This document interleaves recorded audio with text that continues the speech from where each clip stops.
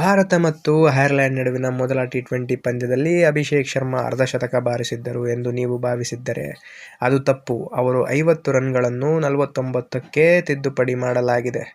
ಇದಕ್ಕೆ ಐಸಿಸಿ ನಿಯಮವೇ ಕಾರಣವಾಗಿದೆ.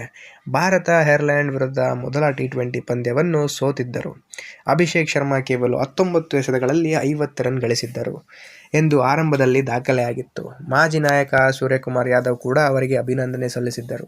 ತಮ್ಮ ಸಾಮಾಜಿಕ ಜಾಲತಾಣದಲ್ಲಿ ಅವರ ಅರ್ಧಶತಕದ ಬಗ್ಗೆ ಪೋಸ್ಟ್ ಮಾಡಿದ್ದರು ಕೂಡ ಹೌದು. ಹಲವು ಬ್ರಾಡ್ಕಾಸ್ಟರ್ಗಳು ಕೂಡ ಅಭಿಷೇಕ್ ಶರ್ಮಾ ಅವರ ಅರ್ಧಶತಕವನ್ನು ಪ್ರಸಾರ ಮಾಡಿದ್ದವು. ಆದರೆ ನಂತರ ಆ ಅರ್ಧಶತಕವನ್ನು ಅಧಿಕೃತವಾಗಿ ರದ್ದುಗೊಳಿಸಲಾಗಿದೆ. ವಾಸ್ತವವಾಗಿ ಅಭಿಷೇಕ್ ಶರ್ಮಾ 19 ಎಸೆತಗಳಲ್ಲಿ ಅರ್ಧಶತಕ ಪೂರೈಸಿ 20ನೇ ಎಸೆತದಲ್ಲಿ 50 ರನ್ ಗಳಿಸಿ ಔಟ್ ಆದರು ಎಂದು ಮೊದಲಿಗೆ ದಾಖಲಿಸಲಾಗಿತ್ತು.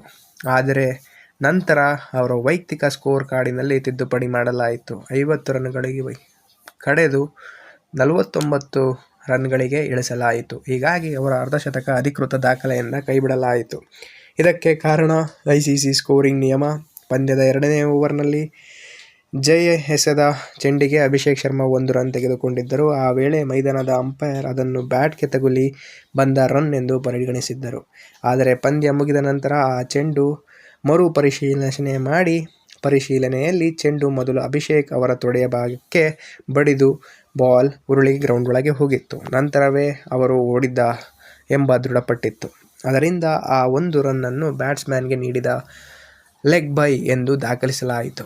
ಈ ಕಾರಣದಿಂದ ಆ 1 ರನ್ ಅಭಿಷೇಕ್ ಶರ್ಮಾ ಅವರ ವೈಯಕ್ತಿಕ ಖಾತೆಯನ್ನು ತೆಗೆದುಕೊಳ್ಳಲಾಗಿತ್ತು. ಪರಿಣಾಮವಾಗಿ ಅವರ ಸ್ಕೋರ್ 50ರಿಂದ 49ಕ್ಕೆ ಇಳಿದಿದೆ. ಐಸಿಸಿಯ ನಿಯಮದ ಪ್ರಕಾರ ಪಂದ್ಯ ಮುಗಿದ ನಂತರ ಸ್ಕೋರಿಂಗ್ನಲ್ಲಿ ತಪ್ಪು ಕಂಡುಬಂದರೆ ಅದನ್ನು ತಿದ್ದುಪಡಿ ಮಾಡಬಹುದು. ಈ ರೀತಿಯ ಬದಲಾವಣೆಗಳಿಂದ ಪಂದ್ಯ ಫಲಿತಾಂಶಕ್ಕೆ ಯಾವುದೇ ಪರಿಣಾಮ ಬಾರದೆಂದರೆ ವೈಯಕ್ತಿಕ ಸ್ಕೋರ್ಗಳನ್ನು ಮಾತ್ರ ಸರಿಪಡಿಸಲಾಗುತ್ತದೆ. ಈ ಕುರಿತು ಎರಡೂ ತಂಡಗಳ ನಾಯಕರಿಗೂ ಮಾಹಿತಿ ನೀಡಲಾಗುತ್ತದೆ. ಸ್ಕೋರ್ ಕಾರ್ಡಿನಲ್ಲಿ ನೀವು ಗಮನಿಸಿದರೆ ಮೊದಲು 19 ಎಸೆತಗಳಲ್ಲಿ 50 ರನ್ ಎಂದು ಕಾಣಿಸುತ್ತಿತ್ತು.